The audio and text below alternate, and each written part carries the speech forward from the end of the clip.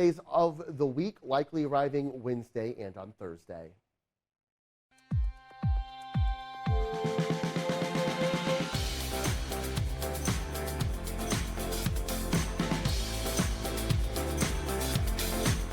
Good Monday morning, Dallas. There's a nice shot of Reunion Tower this morning. Yeah, thanks for sticking with us for your morning on Spectrum News 1. And among the stories we are following for you this morning, well, new data from the Pew Research Center shows Asian Americans are the fastest growing group of voters across the U.S.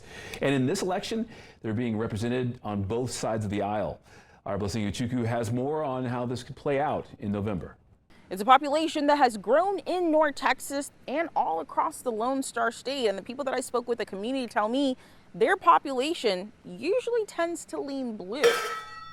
Shanda Parbu starts every morning with chai, a staple in an Indian household. Put a little bit of cardamom. Chai means tea, so you can't say chai tea because that says tea. Just like the ingredients in this traditional drink, Parbu's identities come in different flavors. However, it was a bitter experience that ultimately led her family to Texas. So I was born in Johannesburg, South Africa, under the apartheid system, and that meant because of the color of our skin that we didn't have representation. We were not allowed to vote. But I will be there. Since leaving South Africa, voting has been important to her and her community. Exciting news. 7 years ago, she created South Asian American Voter Empowerment of Texas, also known as Save Texas. South Asians are the fastest growing minority population in the country, especially here in Texas.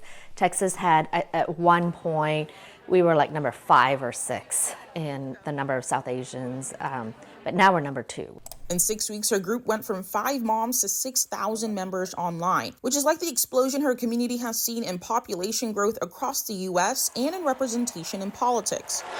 Think about people like Nikki Haley and Vivek Ramaswamy contesting the Republican primaries. There was a much more prominent representation of Indian Americans in the American political space than what we've seen in the past. With 2 loving parents, both immigrants from India. Through Usha Vance, an Indian American and the wife of Republican vice presidential nominee J.D. Vance, and Vice President Kamala Harris, a Black and Indian woman and the presumptive Democratic nominee for president, South Asians are having a moment right now. Anyone who says that Usha Vance is going to persuade them right now, when Kamala Harris is the top of the ticket, was going to vote Republican anyway. Karthik Sora is one of nearly 300 delegates representing Texas at the Democratic National Convention in Chicago. It's his first time. Just like see the nomination of Kamala and hope to push to making history. Making history is something Parbu has witnessed time and time again. We actually got to vote for Nelson Mandela right here in Dallas, Texas, in City Hall. Parbu says she has lived to see the impossible can become a reality in Dallas. Blessing Uchuku, Spectrum News.